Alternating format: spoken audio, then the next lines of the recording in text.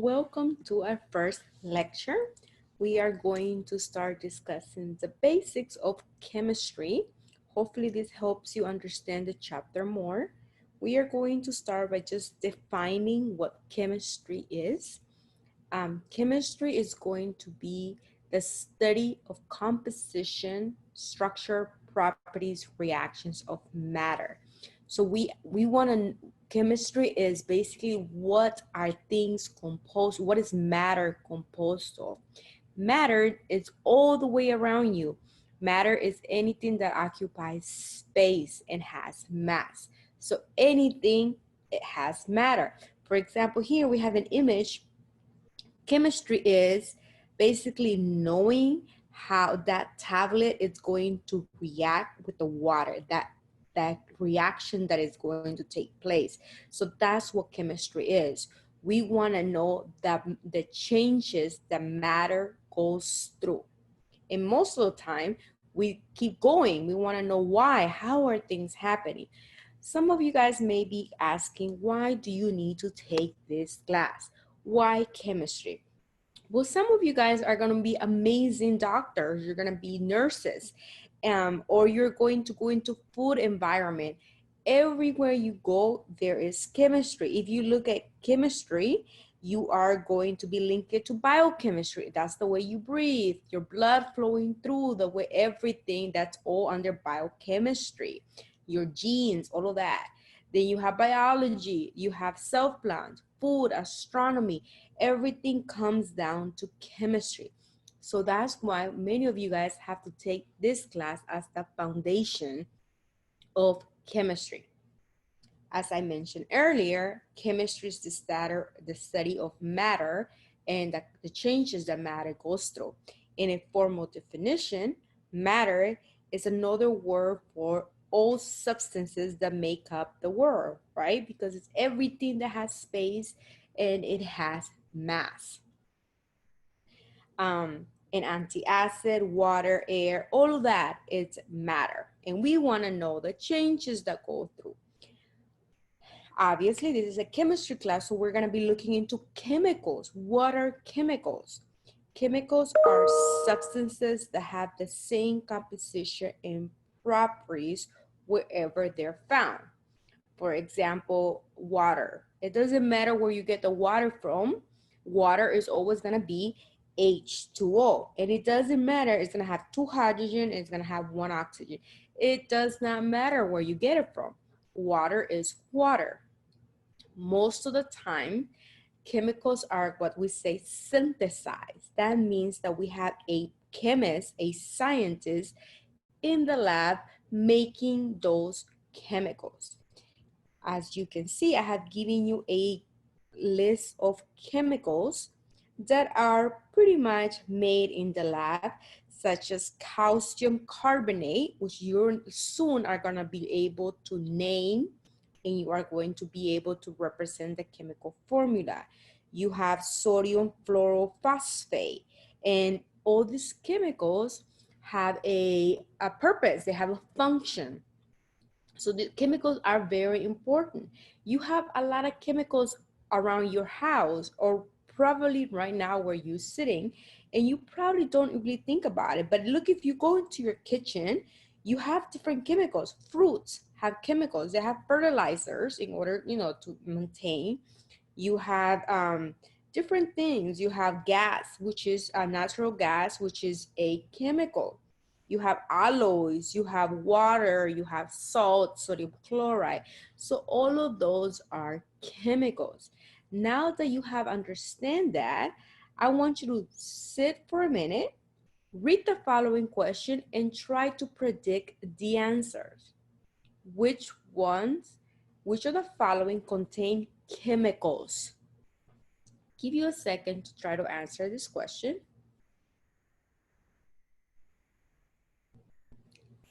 And if you chose B, C, and D, you are correct. And you are going to, in your slides, take a minute and read the following slide where it tells you the reason why sunlight is not a chemical.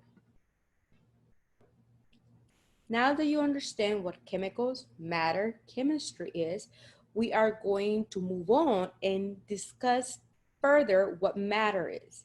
Matter, you can divide it, you can categorize it into different levels. It can be classified as a pure substance and it can be classified as a mixture. What is a pure substance? A pure substance is going to be composed of only one single component, such as an atom or a molecule. And we in chapter 2, we're going to discuss what that means, a atom or a molecule. It has a constant composition, meaning you're not seeing a whole bunch of different layers and mixtures. It's not going to look like that. For example, water. Water is considered a pure substance, but let's see, what would not be a pure substance? Orange juice with pulp. That will not be a pure substance.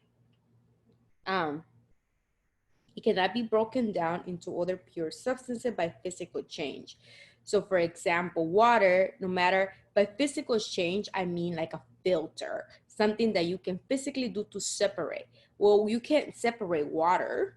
Just if you put it through a drainer, it's gonna come out as a water. However, if you have a um, orange juice with pulp and you put it through a drainer, the pulp is gonna stay at top, right? So you can actually separate it.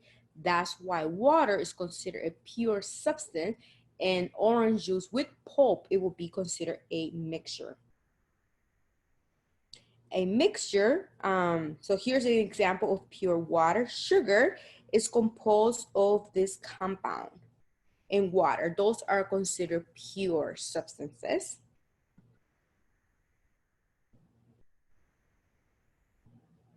Now, mixtures, on the other hand, are composed of more than one component.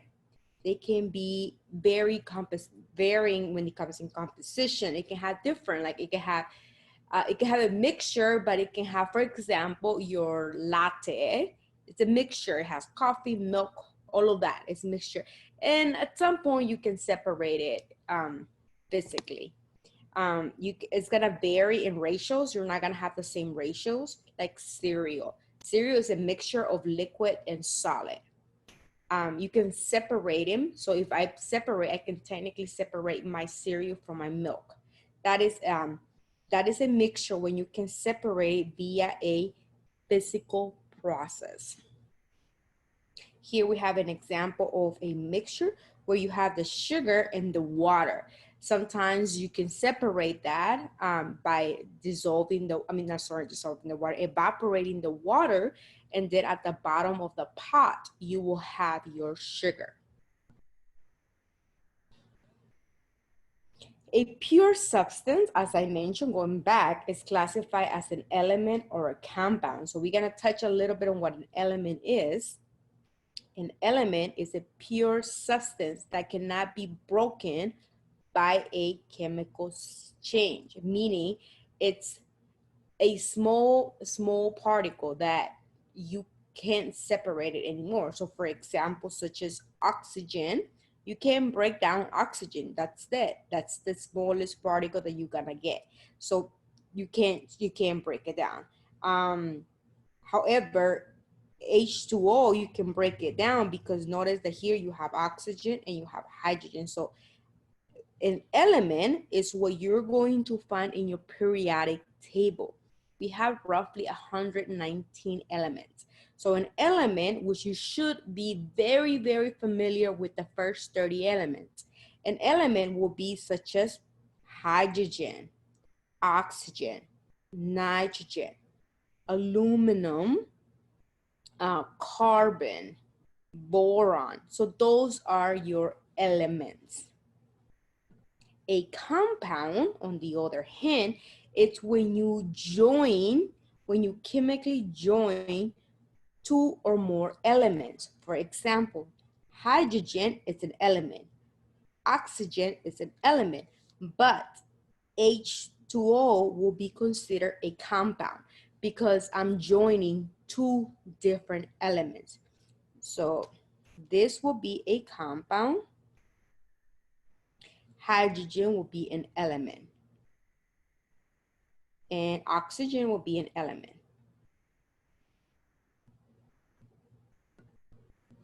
That's the difference.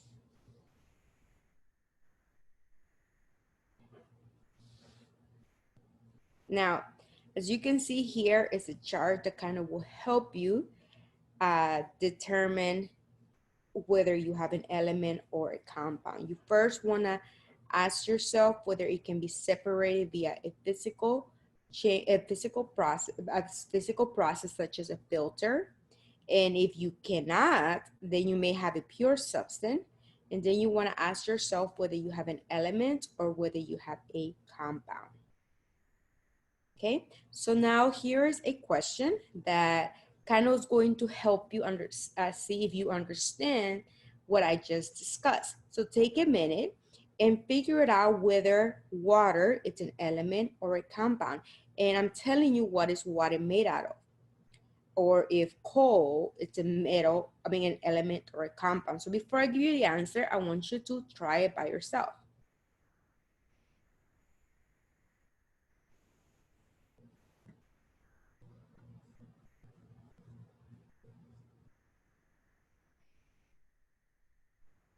The first one is a compound. Coal, it's an element. Carbon dioxide, compound.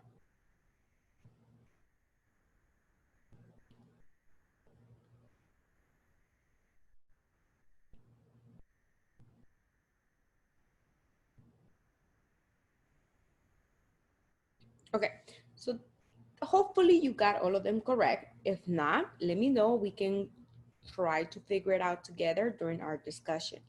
Now we are going to get into numbers.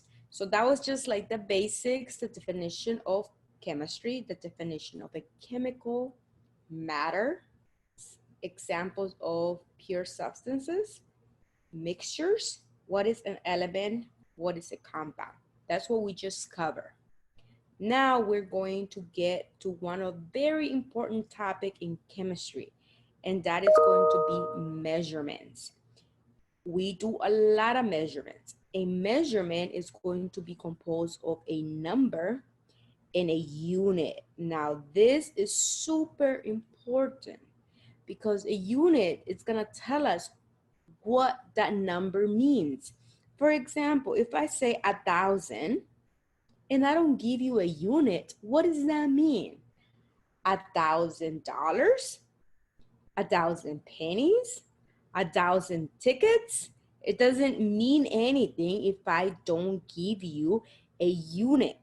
With that being said, be very careful every time you write a number, because even though you may be thinking like, oh, it's obvious, I'm not gonna think it's obvious, and I don't want you to lose points.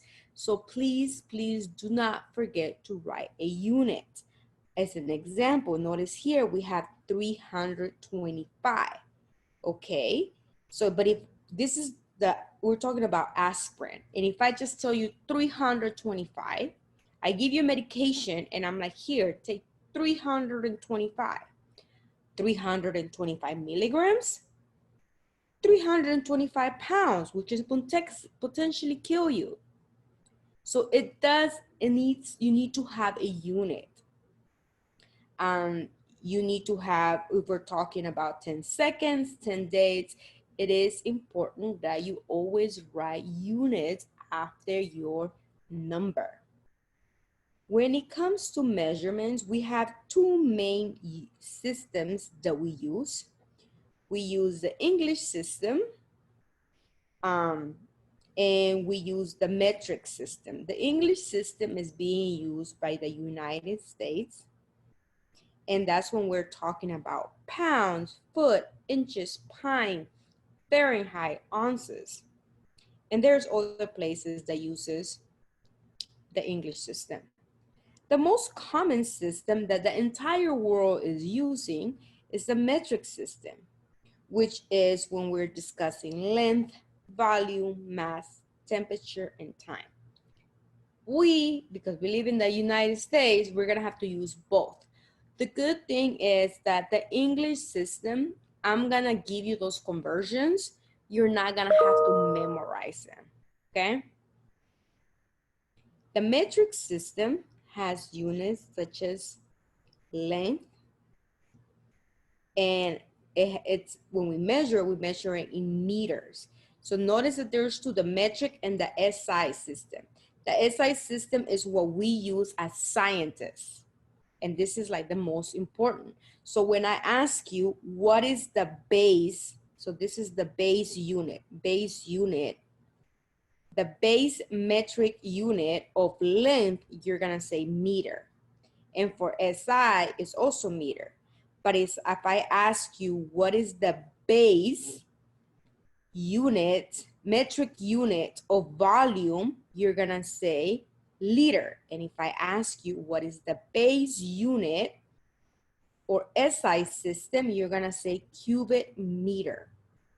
For mass, for the metric is grams, but for the SI is kilograms. And this table is very important. Memorize it. Okay. For temperature, the metric system uses Celsius. The SI system, the base unit is Kelvin. For time, both uses second. So it's very important that you know the difference of these two. Very, very extremely important that you know the difference, between that and the other one. Okay, let's see if you got it. So now that you tried, like I would say, study this for like 3 minutes, then go to the next slide and you can test yourself.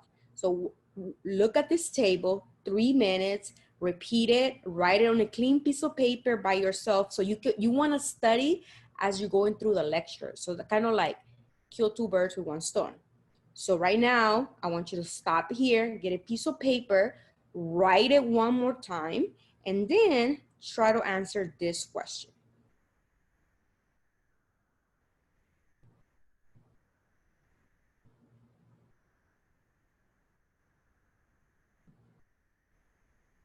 And here are your answers. For volume, cubic meter, mass, kilograms, for length, meter, and for temperature, Kelvin. I'm hoping that you got all of them right. This is something that you can see on an exam.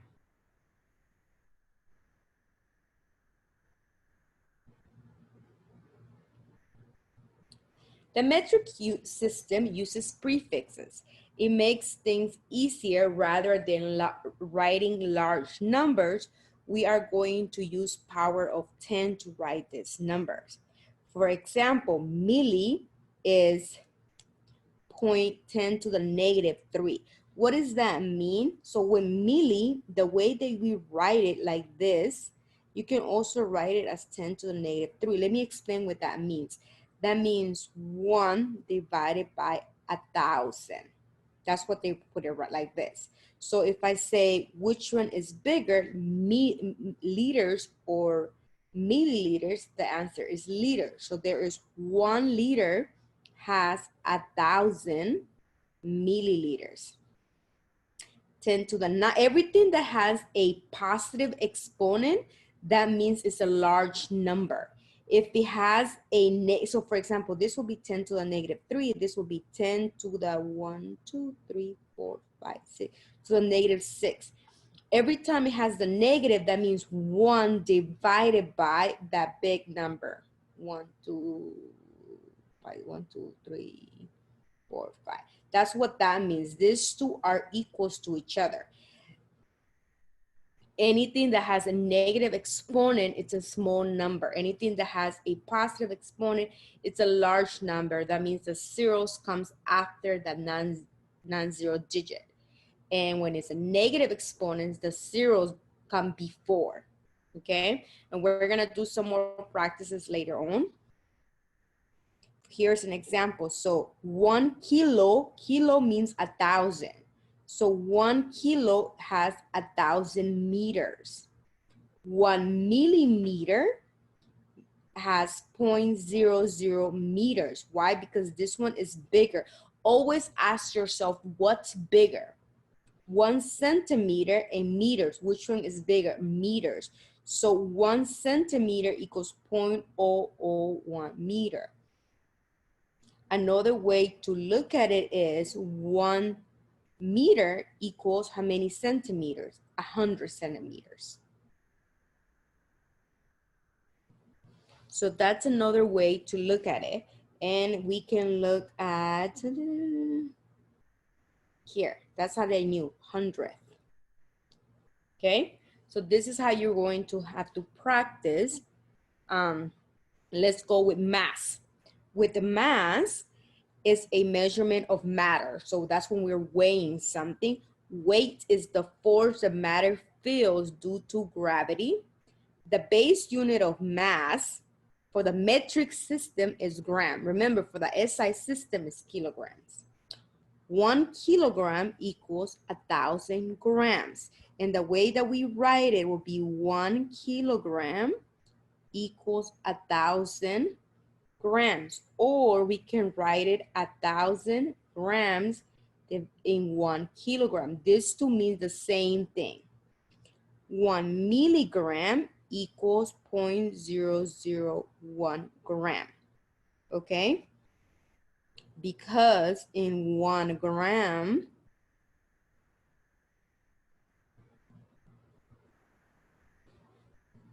I guess, hold on, my pen is not working. Give me 1 second, my pen is not working.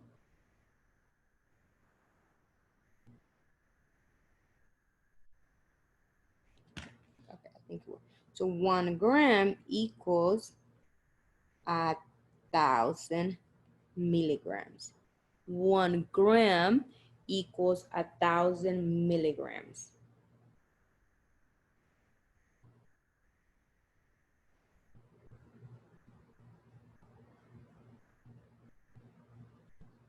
I think I mentioned something wrong here.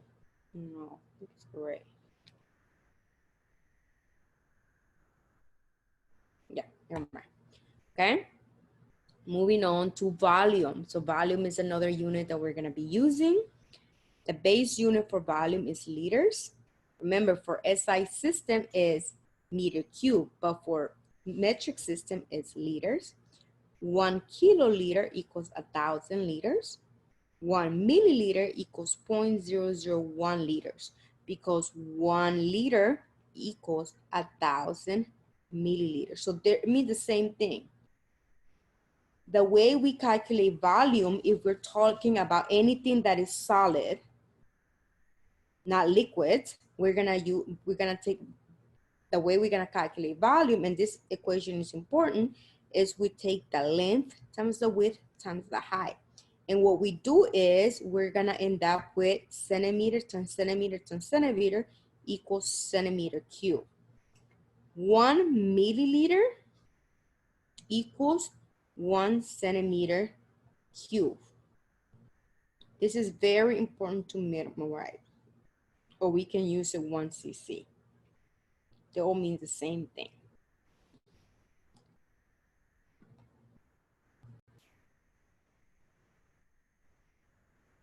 Here is a table of English units, but we're gonna be using converting. No need to memorize. I will provide you this table if you need it on the exam. But it's good practice. It's always good to know. Take a minute and try to answer this table. These questions, and you can use a table. I just want to make sure that you know how to relate it.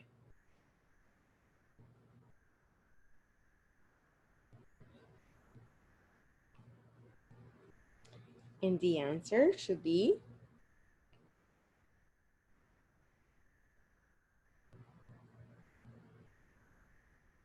and we're talking about temperature in this one, but we're looking for SI. So for SI, we're looking at Kelvin. Okay. Here are the answers. Now we're going to be moving to scientific notation, which is pretty much a way of writing a big number into a shorthand notation. Scientific notation has two parts. It has a coefficient and it has a power of 10. That coefficient has a decimal. That decimal has to be between number 1 and 10. So this, it's not scientific notation because that decimal is not between 1 and 10, it's after 10. So this is not scientific notation. This is not scientific notation because that decimal is not between 1 and 10. This will be scientific notation.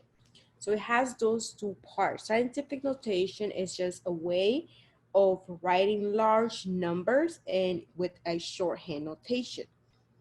Now, when you have the exponent part and it's a positive number, that means that you're moving that decimal point from your right to your left. And you want to move it between a number 1 and 10. I can't move it there because that's not between 1 and 10. That's 24 and 0. However, I have to move it 3 places. So when you have a positive exponent, it means you're moving your decimal place from the right to the left. And this usually means a positive exponent means that you're talking about a large number, large meaning above 10. When you, and this is considered standard notation, scientific notation, standard notation. When you have a decimal place that is negative exponent, sorry, we have an exponent that is negative, that means your decimal place is getting moved from your left to the right. And that means that you're dealing with a small number. So every time you're going from your right to your left, the exponent is going to be positive.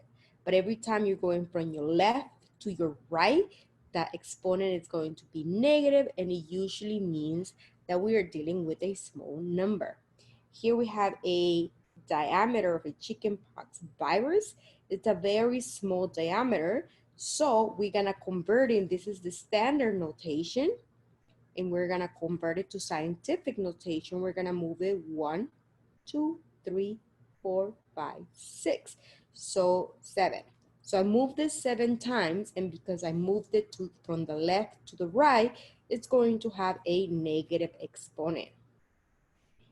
Here we have some more practices. Notice that we're dealing with a large number, positive exponent. Large number, positive exponent. Large, large, large. Now this is gonna be small numbers, negative exponent. So I hope that helps and see if you can practice. I'm giving you standard notations. How your job is to convert it to scientific notation. So take a minute to try to figure that out.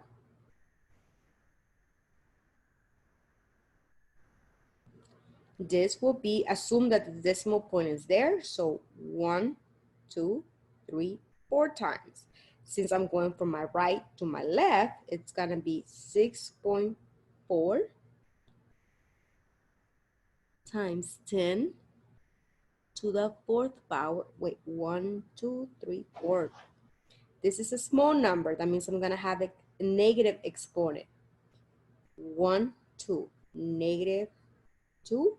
So it's gonna be 2.1. Okay, and here are the steps on how to do it so you can do it on your own and at a slower pace in practice.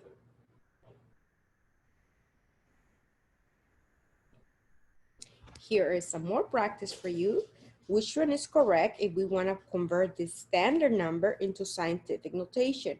First clue is you're dealing with a small number. So whatever has a negative exponent. So this gets eliminated. Now, it's the decimal between 1 and 10. This is a large number, so that means eliminate this. And the decimal has to be between 1 and 10. So the answer will be, this one technically should be a 0 there, but anyways, here's the answer. And for this one, this is not correct. This is correct.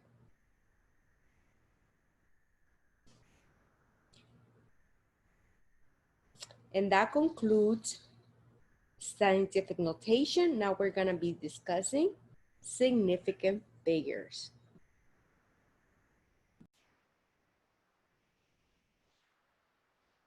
Let's go over exact number, and that is a definition and examples that you need to know. An exact number is a resource from counting object or part of a definition. For example, you have 10 fingers, that will be an exact number. 10 toes, that will be an exact number. It's like a definition. 1 meter equals 100 centimeters. That is an exact number. An inexact number will be something that has an uncertainty, meaning it has a decimal, like 15.3. There is an uncertainty because it could be 15.2 or it can be 15.31. So there is an uncertainty. So those are called inexact numbers, and they result from measurements or observations and contain some type of uncertainty. Now, with significant figures, there are going to be some rules. And for this, I don't need you to memorize the rule. I want you to practice. Do lots and lots of practice. We have the first rule is all non-zero digits are significant. So the ones in pink are significant. So 1 through 9 are always significant. Interior zeros, which are zeros between two non-zero digits, are also significant. So the ones in pink are significant, those zeros in pink. So this one is a very straightforward. Leading zeros, these zeros that come before the non-zeros, they are not significant. They are just there as placeholders. They are not considered significant. The next rule, it's going to be trailing zeros, which are the zeros that come after the decimal point. They are actually considered significant. There are also another type of zeros, trailing zeros before the decimal point and after a non-zero digit. So this is after the non-zero digit is considered significant. Then we have trailing zeros that do not have a decimal. So for example, this. If you assume that there is a decimal here, then yes, all of them will be significant. But if there is no decimal, we say it's ambiguous. The way to remove that is by converting to scientific notation. So for example, if I say, hey, here's this number, but I want you to represent it in two significant figures. So you will convert it to scientific notation. Notice that the value hasn't changed. The value is still the same. What has changed is the significant figures. So if you get a number without a decimal point, always convert it to scientific notation. These are the rule. Number 4 is the one where probably more students get a little bit confused, but with lots of practice, you're going to be good at it. So let's try an example. The first one, they're all non-zero, so they're all going to be significant. So this one will be 4 significant digits. Now this 0 is between non-zero digits. So that 0 is significant. So you have 5 significant zeros times 5 significant figures. Now, this 0 does not come after a decimal place. There's no decimal place. So we're only saying that it only has 4 significant figures. That 0 is not significant. Now, the minute you put a decimal place there, all of those numbers are significant. So you have 5 significant figures. This number is ambiguous because there's no decimal point. For sure, it has 2 significant figures. So you can say 2 or ambiguous. The best way to do it is to convert it to scientific notation. You can convert it to 3 significant figures by converting it like that. Okay? These numbers, these are called placeholders. They are not significant. So this one only has 3 significant figures. This 0 comes after the decimal point and after a non-zero. So these are going to be significant. Same here, these are going to be significant. So I hope that if you slow down and try to do it by yourself, so you have your slides, try to do this by yourself without looking at the answers. I hope that you get it. And on top of that, I'm going to give you some practice. So what do you think? How many significant figures are there? I hope your answer was 5. What about that one? What about that 0? Is that significant? Yes. Next. How many significant figures are there?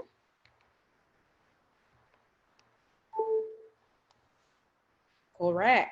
5 significant figures. What about there? 3 significant figures. That should be 2 significant figures because these ones are placeholders. And this number is 2 or ambiguous. You can convert it to scientific notation if you want. Now that you know the rules, what about we put this in calculations? When you do a calculation, you should not gain or lose precision, meaning if you have this many significant figures at the beginning, you should have the same at the end. So you have to have some rules. The first one is a multiplication rule, which is very straightforward. You figure it out. If everything is multiplied, you're going to say how many significant figures are here, how many are here, how many are here. Well, this one has 2 significant figures. What that means is that your answer should also only have 2 significant figures. That one I think is very straightforward. If it's all just multiplication, look at the number with the least number, with the fewer numbers of significant figures, and that's how you represent your answer. That rule is the same for division. You're dividing this number, which has 5 significant figures, by another number that has 3 significant figures. Your answer should only have 3 significant figures. That is the rule for multiplication and division. When you are adding or multiplying, it's highly recommended that you line up all the decimals and you write a line. And what you do is this line, what that is saying is that anything after the line is insignificant. You don't count it. You still do the math, obviously. So what that means is that in here, when you finish your addition, only these numbers matter. That 4 is not going to matter. So you're going to represent the answer with, you're going to represent the answer with the fewest decimal places. So we're gonna base it on the number that has the fewest decimal places. That's why it's useful to write, it's helpful to draw the vertical line directly to the right number with the fewest decimal places. So it's going to show you that this is going to be significant and the 4 is not going to be significant. Now, when you round, so sometimes you're gonna have to round. How do we round? Well, you're going to round is going to depend. One thing that I wanna, one item that I wanna point out is that we only round until the end. Do not round in between calculations. Do not round in between calculations. Always wait until the end. The first rule is if the digit to be removed is less than 5, the preceding digit stays the same. I'll give you an example. If you want this in 2 significant figures, that means you have to look at the 4. Since the 4 is less than 5, you're gonna just drop it. On the other hand, if the number that follows, so this is 2, you want this answer in 2 significant figures, so that means look at the number next to the 8. Because the number next to the 8 it's about 5, you're going to remove the 8 to a 9. Okay? There's a trick when you are doing calculations and there is a mixture between addition and subtraction. I really love this problem.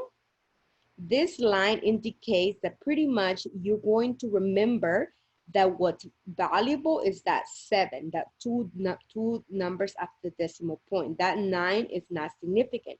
But the reason why they do it instead of rounding is because we do not round until the end.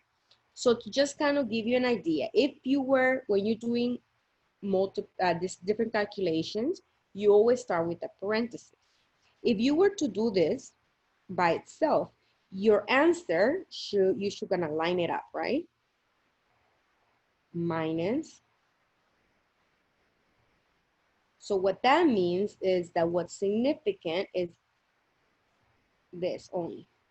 And what comes out that you have 0.479. So that 9 is not significant, but so what we're gonna look is, because it's about 5, we're gonna round, so be 0.48. So technically this should be 0.48.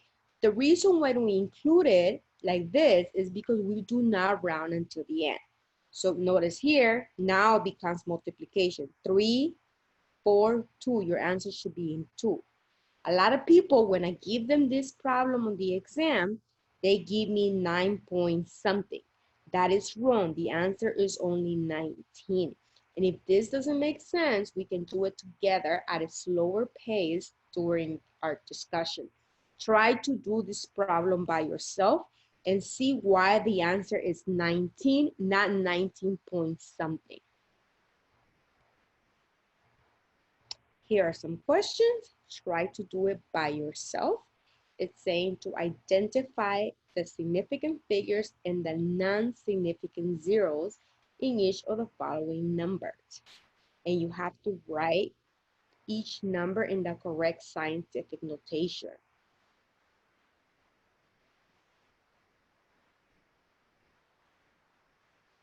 So this number, you're gonna write it in scientific notation. Notice that it's gonna be a number, a small number, so it's gonna be 2.650 times 10 to the 3, -3. And don't forget the units. And how many significant figures? 4. This is not insignificant figure. You're gonna convert it to scientific notation. This is standard notation.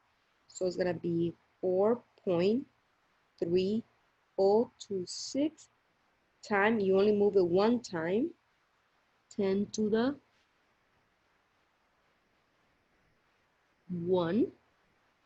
And it's going to have how many significant figures? 5 significant figures. And then you can try the last one on your own.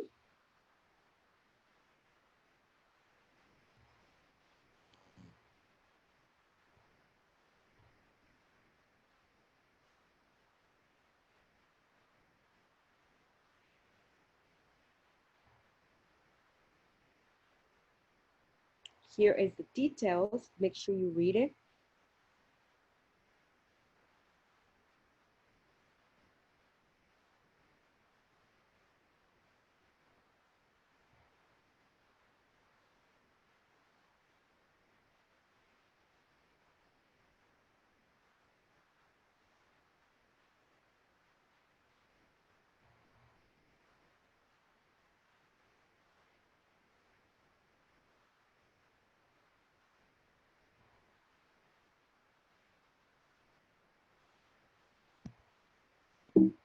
Another question to practice, how many significant figures?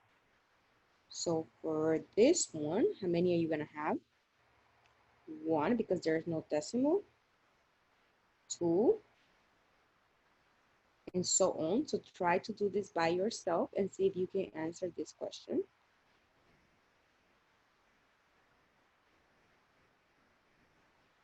This should be like your study guide. You write this value is rounding. Write the correct value when 3.145 grams is rounded off to the following three significant figures. So if you want to represent this number in three significant figures, how will you represent it? Then you're rounding correctly, so it should be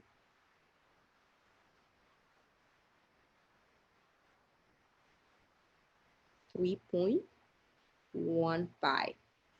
Two significant figures, it will be just 3.1 because you look at the 4, since it's less than 5, you drop it. So here's your solution. Another practice question, so you can try to do it on your own. If you want to adjust it to three significant figures, for example, this, what will you have to do? So you're going to round if necessary.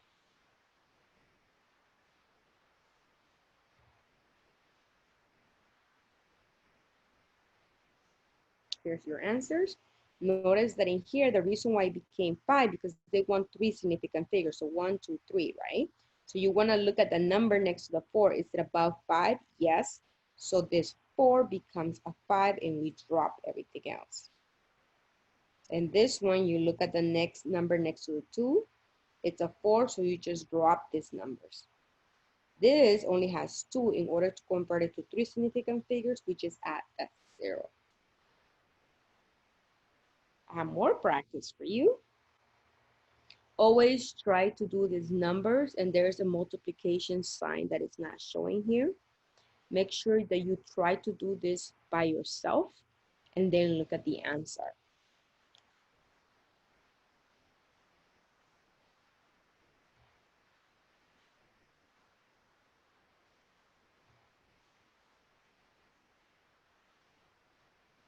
And here's the answer. Remember that this is multiply and then it's divide. So we're gonna look two significant figures, 4 and 3. So this is gonna determine how many significant figures should be in our answer.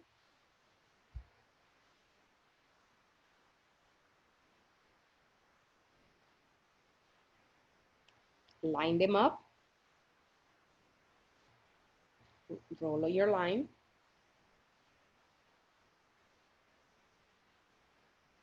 And here's your answer. I hope this has helped. Make sure you pause it, try to do it on your own. Don't just look at it. We are now going to change topics and we're gonna go over conversion factors, and conversion factors are gonna be helpful in order to go from one unit to another. For example, if you wanna go from seconds to hours or years to hours, okay?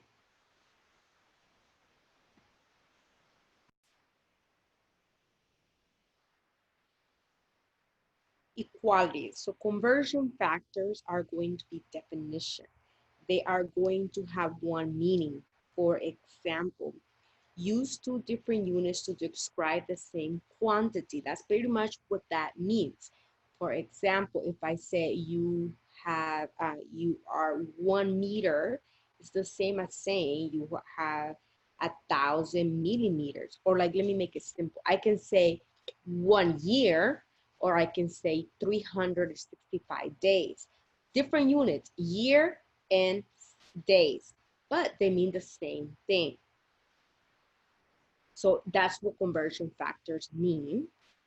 For example, if we say 1 meter is 100 centimeters, what that means is we can write it this way, or we can write it this way. And they mean the same thing. Well, why do we have two options? Because sometimes you need to get rid of meters and you're gonna have it at the bottom.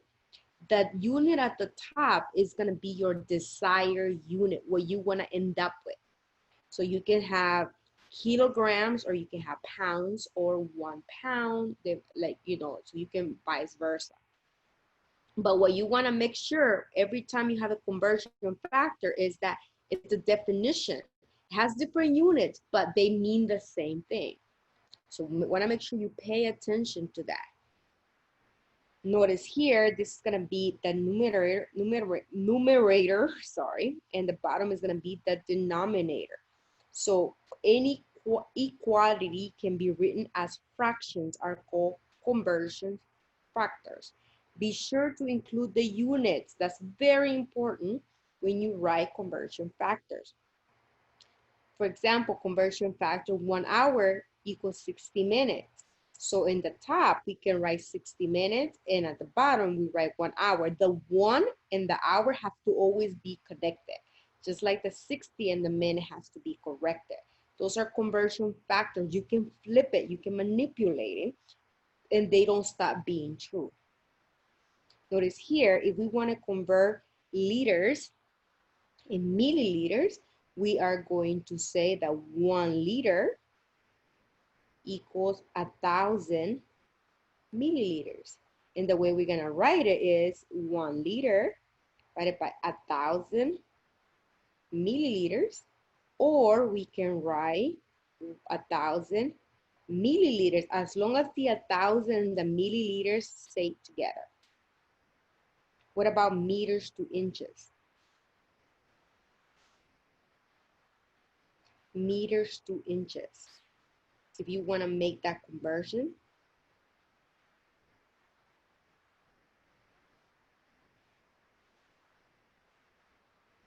and meters to kilometers. Meters to kilometers. Here are your answers. I hope you tried it by yourself.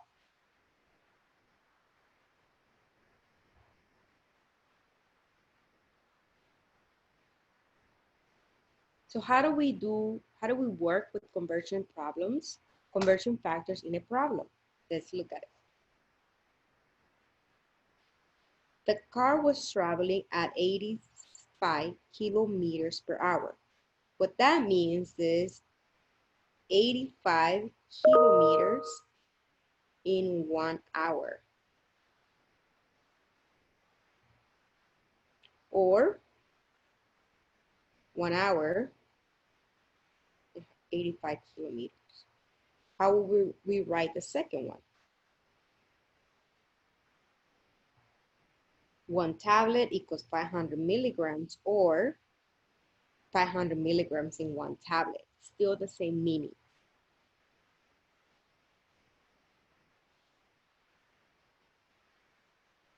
Let's look at an example. Keflen is an antibiotic used for respiratory and ear infection. It's available in 250 milligrams capsule. So what does that mean? 1 capsule has 250 milligrams, or there's 250 milligrams in 1 capsule. Percentage can also be written as a conversion factor, because the word percent means 100. So if I give you salmon contains 1.9% of omega fatty acid, that means that there is 1.9 grams in 100 grams of salmon. That's what that means. So we can use that. And later on, when we start doing math, we're going to be using this. Let's see if you can do it by yourself.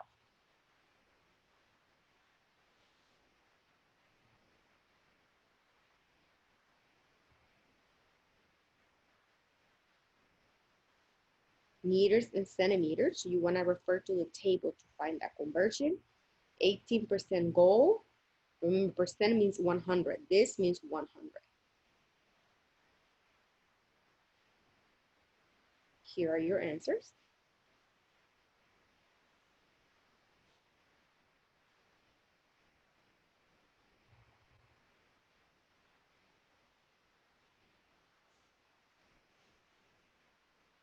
Here's another question. Rattlesnake, I just saw one yesterday, is 2.44 meters. How long is that in centimeters? Now we have to be careful. So you always want to start with that, right? So what it's given, 2.44 meters. So somehow you want to go from meters to centimeters. You have to remember that conversion factor. That conversion factor, you have to remember how many, so basically you have to remember how many centimeters are in 1 meter. So you have to go back and recall that. Sorry.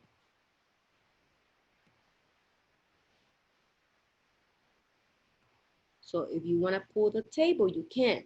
But so you, to be able to recall how many centimeters are in 1 meter. So if you said there is 100 centimeters in 1 meter, you are correct. Or you can say in 1 meter, there's 100 centimeters. Okay, so what you're going to do is you started with 0.44 meters. You're trying to go to centimeters. Now, here's the question. Which conversion factor are you going to use? Number 1 or number 2? You can put a line and keep in mind that top unit with bottom units have to cancel. What that means is that you have to have the same unit at the top and at the bottom. So you're going to use conversion factor number 1. 1 meter and 100 centimeters. Notice how I'm going to cancel that top with that bottom. The only unit that did not cancel is the unit that you wanted, the desired unit. So all you have to do is 2.44 times 100, and your answer will be 244 centimeters. Is my significant figures correct? Yes. You started with 3, you end up with 3.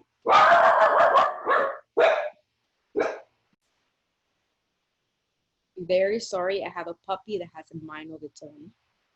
The conversion factor is not going to determine how many significant figures your answer should have. What I give you is going to determine that significant figures. Because remember, this is an exact number. So your answer should be 244 centimeters. The steps are explained in the following slides slowly. So take a look at them, read them, and try to understand them. So this is an exact number, so that's not going to determine how many significant figures you have.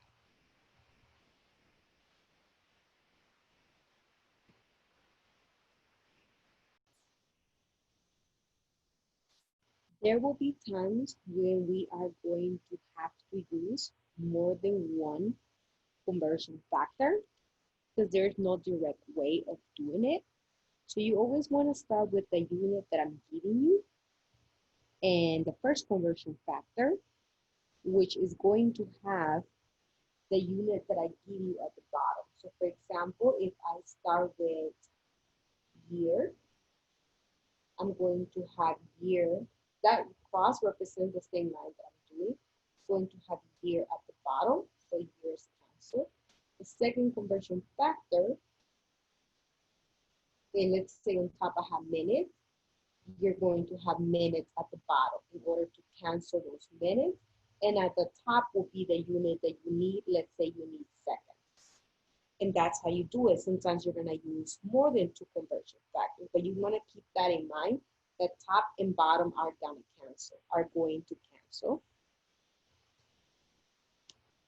For example, here, says the doctor's order prescribed a dosage of 0.150 milligrams of Sanatroy.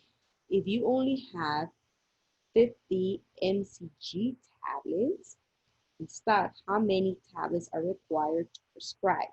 So you're changing, right? You're gonna need, there's no direct way of going from milligrams to micrograms.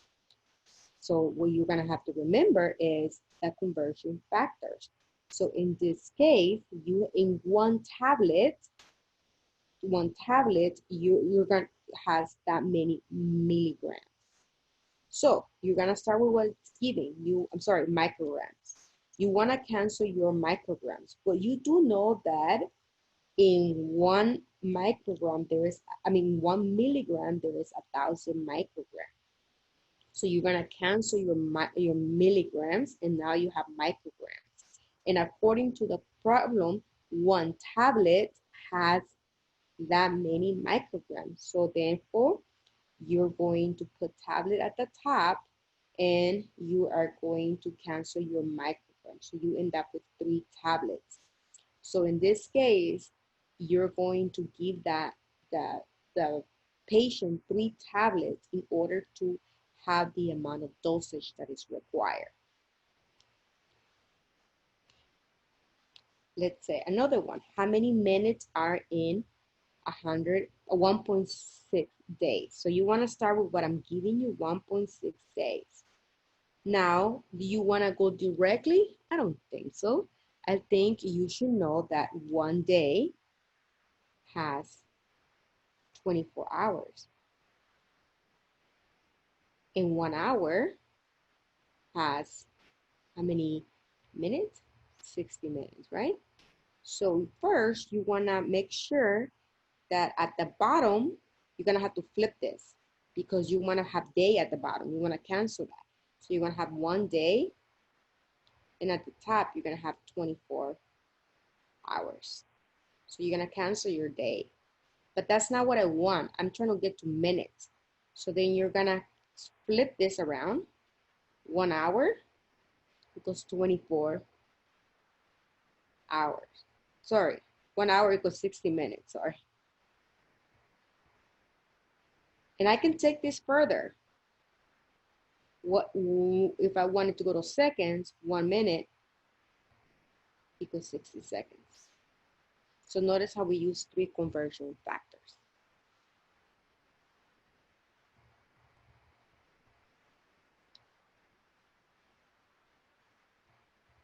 Here's the answer.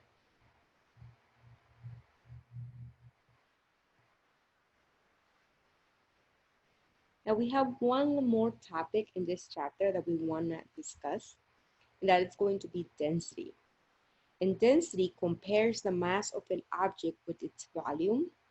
Is the mass of the substance divided by its volume. So we do density equals mass over volume. So on top, you're gonna have any unit of mass, and at the bottom, you can have any unit of volume. Substances can be have different densities. For example, here, cork has a density, light density, which is why it's floating at the top. Notice the density of ice. Notice that lead is heavier, that's why it's sinking at the bottom. Anything with light density, with low density, is going to be at the top. Density has units, it's going to have 2 units. In the metric system, density of solids, liquids, and gases are expressed in different units. At the top, you can have a unit of mass, and at the bottom of volume. For example, here is grams over centimeter cubed. Centimeter cube means height times length uh, times width. So that means we're discussing a solid. Here, because at the bottom has milliliters, that means we're talking about a liquid. The density of a gas is usually given on grams per liters. And when we get to the gas chapters, we'll go into more detail for that section. Here's an example of different substances with their densities. Notice the density is given in grams per milliliter, so just different densities. And water has a 1 gram per milliliter density. So you can compare it to water and you can see how mercury has high density and so on. What is the density of a substance if substance A if 6.55544 grams of A is dissolved in 8.3 milliliters of solution? So remember the density, it's mass over volume. So the way you're gonna answer this is you're gonna put mass, which is 6.544 grams divided by 8.3 milliliters. Your answer should have 2 significant figures, and it should have both units, grams over milliliters, because they don't cancel. Density of water, it's 1 gram per milliliter or 1,000 grams per 1 liter. This is important for you to know. What is the mass of 58 milliliters of bromobenzene if the density is that? So keep in mind that in this case, you're giving volume and you are given density. So what you need to do is always start with what is given. Density is a conversion factor, so you're giving 58 milliliters. Keep in mind that 1 centimeter cube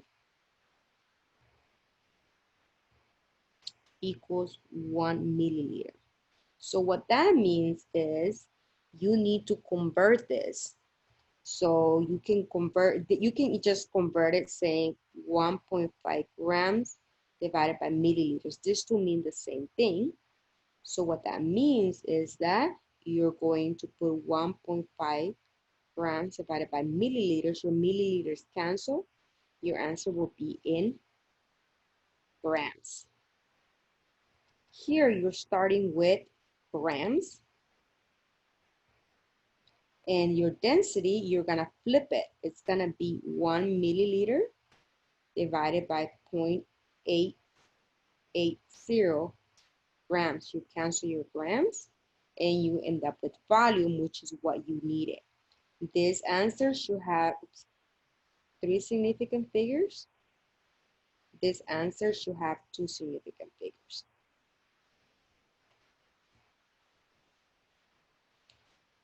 We can calculate then volume by displacement.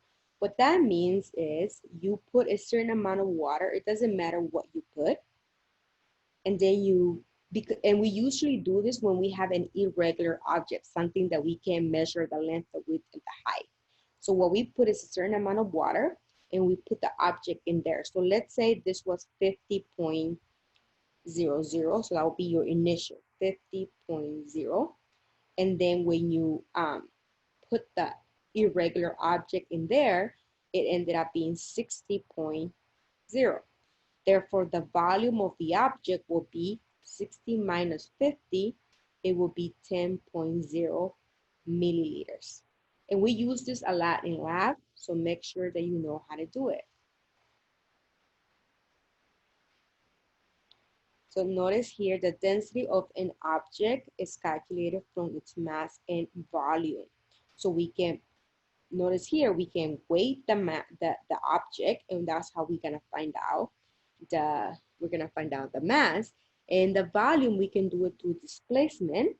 So it's gonna be that final minus the initial, and that's where this number comes from. And we get your density of your object. Let's see if you can do one by yourself. So notice that they're giving you the mass of the metal if the level of water graduated cylinder rises from 25 to 33. So 33 is the final, 25 is the initial. So 33 minus 25 is going to be 8 milliliters. So 8 milliliters is going to be your volume, and this is your mass. So 48 divided by 8, you're going to have 2 significant figures as your final answer.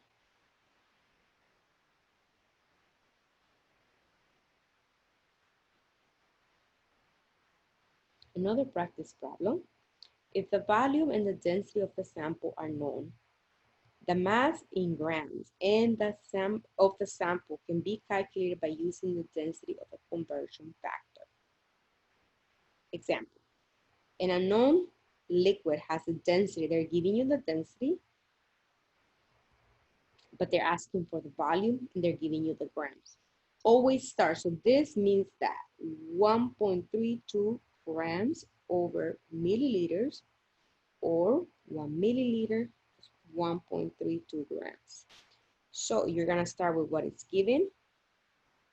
Which one do I wanna use, 1 or 2? I wanna use 2 because I wanna cancel my grams.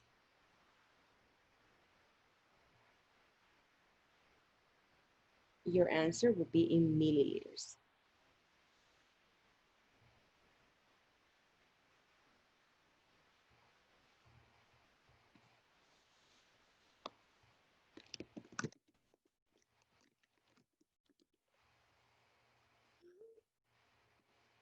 And here is going to be your answer.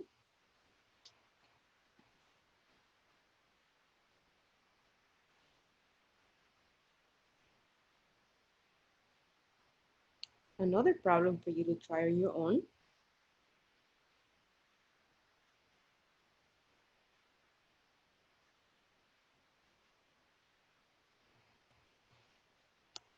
Pause it and try it on your own. And here are the steps on how to do it.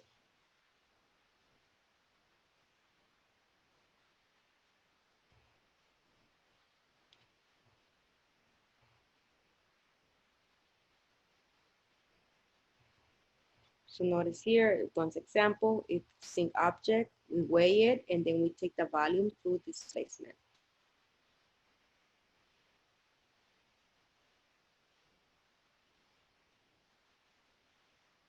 We already did this problem. I think I put it double.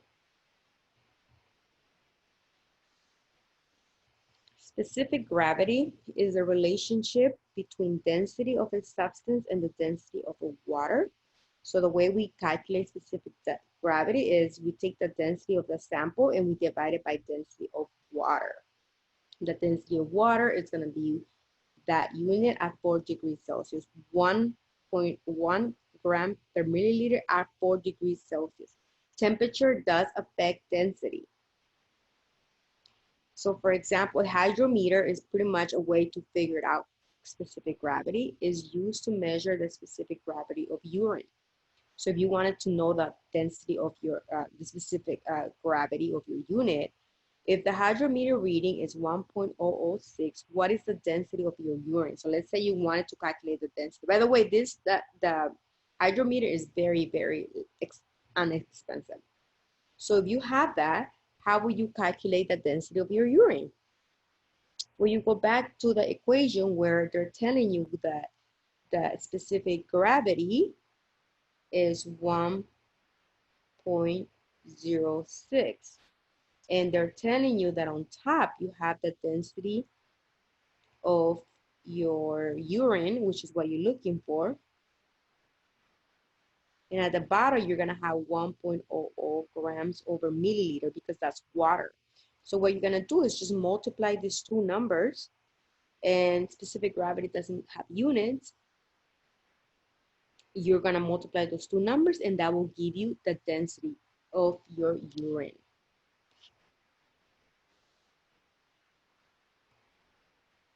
Another question.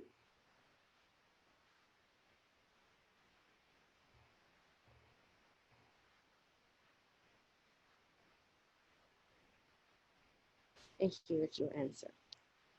So we did a lot of practice problems. A lot of them, I just gave you the answers. If you guys need me to go over it with you together, let me know.